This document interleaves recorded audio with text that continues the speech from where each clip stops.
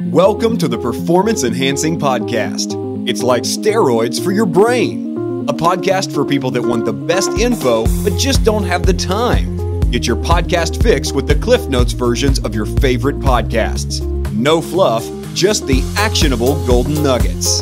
Having this much knowledge at your fingertips should be downright illegal. So get ready for another dose of Performance Enhancing Podcast with Satori Prime. Here's your host, Ilan Ferdman. Hello, my friends. Welcome to another Performance Enhancing Podcast. And for those of you watching me on video right now, you're probably a little bit surprised as I didn't get my makeup done. No, I'm just kidding, but I usually am much more presentable in front of the camera, but I really wanted to do this video raw because it's kind of an in-the-moment thing. For those of you listening on audio, this is going to be a very different performance enhancing podcast because it's going to be very personal. As last night, I pretty much spent the entire night awake with my daughter who, for my second child, I guess we've been pretty lucky. This is the first ear infection we had to deal with, but basically me and my wife maybe slept a combined 3 hours between the two of us taking care of our little baby daughter who was inconsolable and we had no idea why. And in one of my stints, I think sometime at like 3 or 4 in the morning, I ended up rocking her in a rocking chair that we have, and all sorts of crazy thoughts, I guess, pop into your head when you're awake at 3 or 4 in the morning. And I had this thought, or I should say a question popped up into my mind, which is, why do we do what we do? So let me kind of take you through the thought process of what happened, because it kind of spawned a very interesting thought pattern for me that I haven't thought of in a long time, but now as I'm dealing with a lot of pretty high level people, it's something that I'm acutely aware of, but at a subconscious level. And last night just happened to bring it like full steam into my consciousness. So my wife goes into the room, right? And she's in there, and then I go in there, and obviously, regardless how much you love your child, you do get a little bit annoyed because you're thinking, oh God, tomorrow's gonna be horrendous, and I'm not getting enough sleep, and all that kind of stuff. And then I'm holding this little gorgeous girl, and I'm thinking to myself, wow, you know, a parent's love for their child is truly like nothing else. And it's amazing what we're able to do for our kids that normally we would never do for any other person, even ourselves, right? That unconditional love. Maybe for pets, some people experience this too, but obviously with a child, I think it's a much deeper connection. And so I'm sitting there and I have this thought of like, well, you know, for a child, it's kind of unconditional. You do these things, but for yourself, and the things that you achieve in life, why do we do certain things? And that was the thought that I was present to. Why do we do certain things? And it's funny because I asked my 2.5-year-old son, why did you do that? And he answers me in the most genius response ever. He's just completely unaware. To him, it's just because he doesn't really understand the concept of why. But if I say, hey, Shia, why did you just throw that ball? His response very simply is, because I threw that ball. Or if I say, hey, Shia, why did you scream like that? He just says, because I screamed. You know, it's very, I did because I did. There's no other reasons. But my thought kind of stemmed from the pattern of we do certain things for certain reasons. And I've been doing personal work now for more than 10 years, and it's something that really shifted for me out of doing a lot of this personal development work. So I'll give you a couple of examples to really drive this home, and then we can kind of start analyzing and asking ourselves some questions that I think will give you both a tremendous amount of freedom in your life, a tremendous amount of purpose in your life, and a tremendous amount of peace in your life. So let's look at a few types of different people. So for first instance, let's look at martyrs. You know those people in your life that do things and then have to always tell everyone, oh, I did this and I went through that and you won't believe this and blah, blah, blah, right? To like make themselves seem like they're martyrs. You know those people, right? Me, for example, I have to win. That's just one of the things that runs me all the time, or I should say used to run me all the time. And I had this interesting conversation with Stephen Cutler on our performance enhancing podcast conversation, which I'll share with you guys later on in the week. But he's also from a very competitive standpoint. And we had a very interesting conversation about how that's changed. Because as a kid, I remember being very, very competitive. And I guess the thought that I've kind of broken this all down to is we all want few things in life. As humans, there's certain natural things that we have to want. One, we want to be loved. Two, we want to be accepted. And three, we want to belong. So, I mean, they're kind of in the same realm, right? But they're all these three things. And we all figure out ways to get love, acceptance, and belonging. So for me, for example, I had a pre-programmed conversation that as long as I won, I would get love, acceptance, and belonging, right? Like my friends would accept me, I would belong in certain circles, and my parents would love me because I won. Now, that's not a bad thing. I don't want you to hear this as a good or bad. I don't want you to start listening to what I'm saying and you're like, oh, I'm this way, so that's got to be good, or I'm that way, it's got to be bad. No, it's all just is. It's all you are this way, and that just is. Because being that way for me has been both good and bad. Up until the part that I even figured out I was having this conversation in my head at a subconscious level, I was completely unaware. It was just running me, right? Just like a martyr would. You also know other people who, for example, are smart, right? Everything they do is to be smart. They go get amazing graduate programs and all that stuff, all from the same purpose. Other people want to give, serve others. Again, in that same realm, love, acceptance, and belonging. That's how they get it. Other people are just comedic. I mean, there's a lot of different ways that you do things. But when I broke mine down, what I realized was, yes, being competitive had me reach success very, very fast. Because for me, to be competitive, I had to master things very quickly. That's how in my brain I just looked and said, okay, if people are playing roller hockey, I have to be the best roller hockey player in anyone that I played with. Now, where I ran into problems is inevitably in anything you do, there's someone better than you. There's lots of people probably better than you, but inevitably you're going to run into someone that's smarter than you, better than you, more loving than you, more generous than you, more of a martyr than you. And for me, I ran into people that were better than me at sports or whatever I was competing with, right?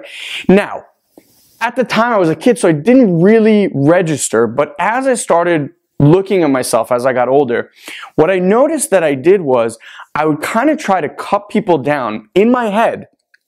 So if I saw someone succeed in a certain arena, I would automatically justify something that they did or didn't do well that I could say, oh, well, they don't have that. And somehow in like my, wow, even saying it sounds crazy, but in my crazy brain, that already put me above them, right? So it's like cutting people at the knees in order to make myself feel great.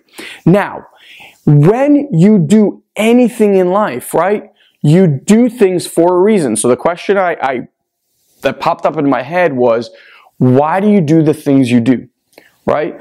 So when certain people take care of others, are they doing it for the joy and love of taking care of others? Or are they actually doing it to look good in the face of others? In other words, they could go to others and be like, oh, you know, and however they do it, they'll do it. Like, I took care of so-and-so, and blah, blah. So all these other people around them can go, wow, John, you're incredible. The way you take care of people, blah, blah, blah. And that gives them the juice to keep going, right? So for me, because I was competitive, I would obviously get that kind of praise. And for me, that ran me. Right? Like that's the juice. That's what I was going for. So now let's kind of look at where this, again, That was great, right? Had me produce amazing results, had me really push myself. Now let's kind of look at the flip side of that, of what it robbed me in my life. And I want you to start listening to where you are in this conversation and what it is that you have running the show, and what is the thing that you try to get love, acceptance, and belonging through. And here, if you could start seeing a flip side of this, because for some of you, as I'm saying this, you might be like, holy shit, I never thought in a million years that I had something running me. But we're humans, so just try this on that you do in fact have something running you. So the flip side for me of being so competitive was, again, yes, I cut people off at the hips, but it's even deeper than that. Because in essence, I wasn't competing against a better version of me, which is what I do now. I was competing against everyone else. So everyone that I interacted with was already a competition. Whether they were my friends, my brother, people that I just met on a court or whatever, automatically it was like war. Now, even though I didn't say it, I wasn't like coming onto the court and was saying like, let's do this, you know, I'm going to take you down, blah, blah, blah. I didn't even trash talk. But in my brain, my interaction with that person was, this is war, right? Now, in that mindset, how do you think that interaction is going to be? Take like a best friend of mine, right? And we go out on the tennis court. How is that playtime going to be? Instead of joyful, learning, fun outdoor experience, all of a sudden, whether I say something or not, it's all energy, right? The person on the other side is feeling like I am there to literally mash them into the ground. Now, what experience is that going to have that person have? A pretty crappy one, right? And keep in mind, I'm not playing for some, Wimbledon titles. I'm not on the US Open court. I'm literally on a high school practice court after high school kids are done playing, right? So for me, there was constantly this barrier. And it happened in business too, but I wasn't so aware of it in business till I started running my own business. And in our business, obviously, we're training other people to be entrepreneurs. We're training other people to build businesses. Now, put that version of Ilan in that situation, okay? Super competitive, has to be better than anyone, in charge now of training people starting out in business. How do you think that conversation is going to go? Not very great, right? So, because in their world, regardless of whether I said it or not, energy is everything. Consider, let's just stop the conversation here for a second. Consider that behind you is a huge movie screen or whiteboard or whatever the hell you want to call it of all your thoughts, right? And we as humans, we have a very acute sixth sense. So when you walk into a room, all that stuff, and you're having this conversation with someone, they're actually aware of all this stuff behind you. So I'm showing up to a conversation with someone that's just looking to start a business, and I have this thing behind me like, I gotta beat you no matter what. I gotta be better than you no matter what. So keeping you here is better for me. Would that ever work? Absolutely not, right? So, as I'm starting to see this, and this is the way I operate in business, now this was like in a previous business of mine, I really started seeing this, I realized that if I'm not celebrating other people's successes, that means that I'm already in that competition mode, right? Like, if I can't celebrate someone closing a huge deal, if I can't celebrate someone selling their company, if I can't celebrate these victories for other people, then I'm already in that competitive mode, and I'm basically saying like, none of that stuff matters. Only here matters. So what shifted for me, and was a really, really big shift, was I realized that the only person worth competing against was me. And what I mean by that is this. I mean that for me to wake up tomorrow and next week and next month and in 2015 and in 2030 and whatever it might be, the only thing I need to compete against is who I was the day before, the week before, the month before, the year before. If next year I wake up and I know that I'm a better human than I was the year prior, and then my life in turn looks a certain way, that for me is a massive, massive victory. And guess what? In that process, I don't have to take anyone down. I can celebrate everyone's victories. In other words, more than that, I can actually strive for other people's victories. When I see someone accomplish something today, instead of like trying to cut them down in my head, all I look at is, wow, how did they achieve that? What habits do they have? What seminars, what mentors, what courses, what books are they surrounding themselves with that I'm not, so that I could actually strive to, in fact, someday be that great? Right? And you can see that's a completely different conversation. Because before, I was able to keep myself doing pretty much the same thing, but I was just cutting them down. So I didn't have anything to strive for. Because I was like, oh, they're not really better than me. I'm better because of blah, blah, blah. And I would make some bullshit up. I mean, it wasn't even me. It was just some conversation. So that's a little bit about my journey. And now I want to kind of take it through, like, you know, for someone who is out there helping people, right? Like doing something great in the world. Even that person, if they're not doing it for themselves, but they're actually out there doing it to look good, get praise, get love, be accepted, or belong, then there's a fakeness to that. And there's something that, even though they're producing amazing results in the world, something I guarantee you is, to use the word, I don't want to use the word fake, let's say inauthentic, in essence, to what it is that they're doing out there. And that, I'm telling you, from personal experience, eats at you. That's the stuff keeping you up at night.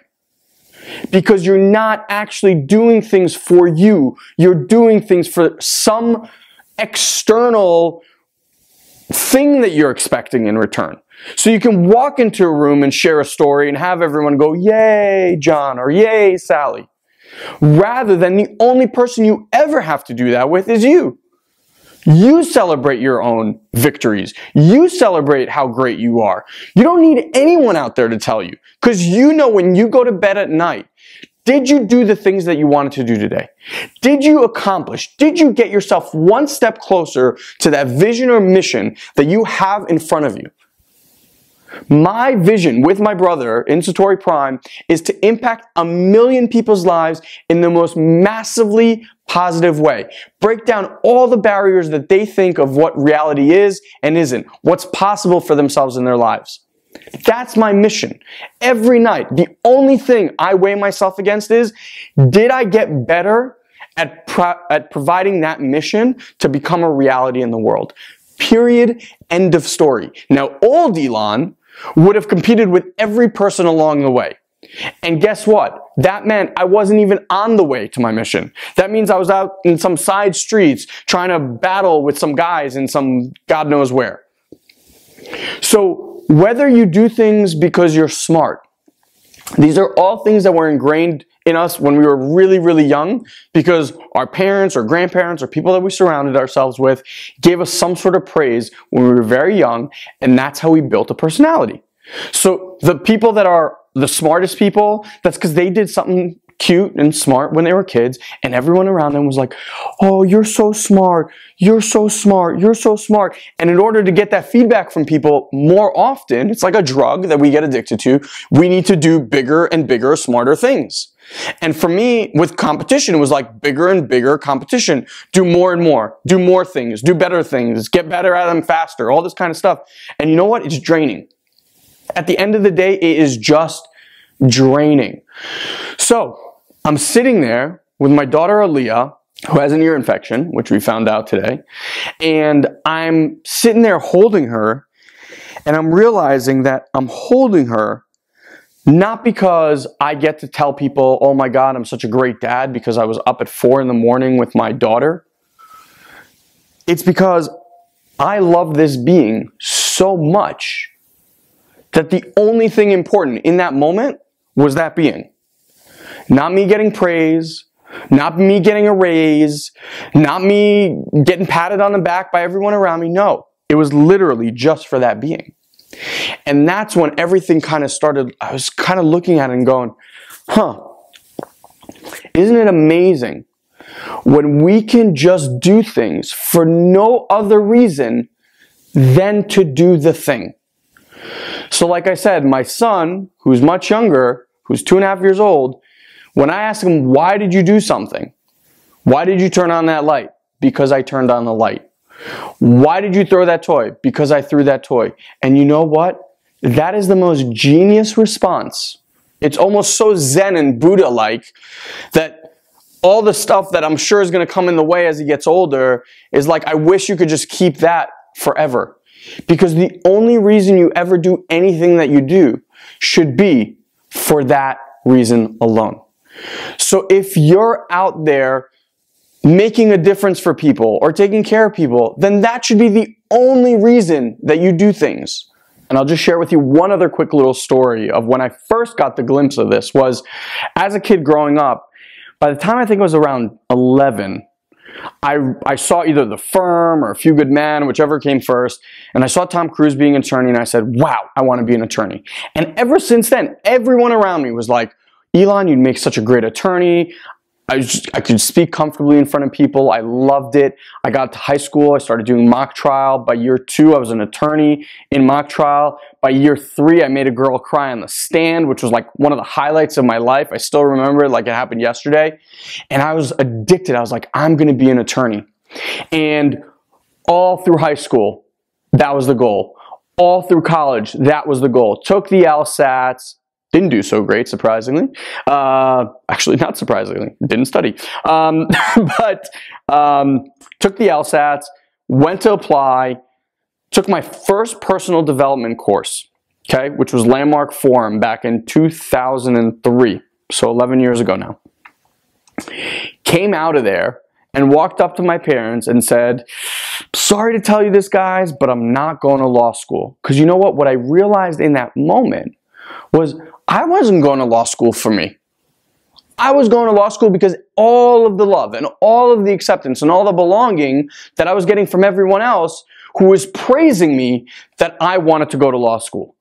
But when I took a long, hard look at like the life of an attorney, and my wife happens to be one, and I have a lot of attorney friends, so no judgment. But for me, I was like, that just doesn't fit. I would literally kill myself if I had to work 90-hour days, no matter how much someone paid me. I mean, 90-hour weeks, no matter how much someone paid me.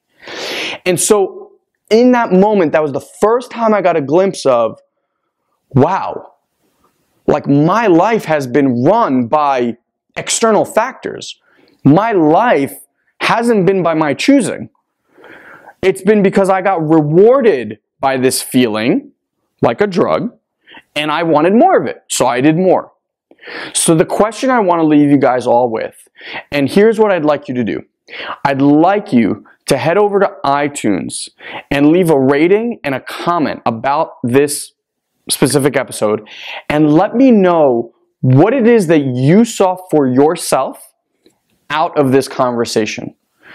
Type in the comment box, hey, I just realized that I've been doing X, Y, and Z in my life, and I'm giving that up, or here's what I'm going to do, or not going to do, or whatever. And for those other people in your life that you know that are being run by external factors, and guys, I'm not saying that they're not producing tremendous, amazing, super huge results, but you know the weight of the world is on your shoulders when you have to live to all of these other people's expectations other than your own.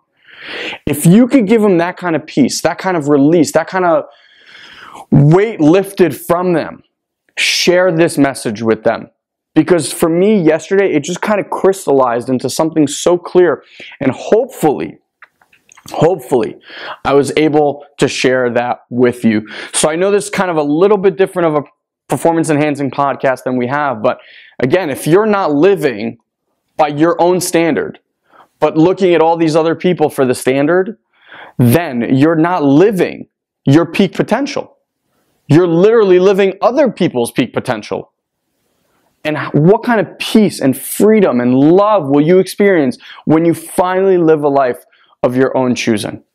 So let me know in the comment section how it is that you choose to live a life of your choosing. And share this with others that you know are struggling with the same thing. It'll help us get the word out about the Performance Enhancing Podcast, and you'll be doing them a great service by sharing an awesome message with them. And until we meet on the next Performance Enhancing Podcast, have an amazing, amazing day, my friends. Thank you. Thank you for joining us on this week's Performance Enhancing Podcast. We've taken this pep talk and created a custom action guide so you know exactly what action steps to take now to grow your business. Just head over to satoriprime.com/podcast and download it for free. Also, please leave a comment and rate this podcast on iTunes. It'll help us get the word out. Thanks for listening. Now, go and implement. We'll see you next time.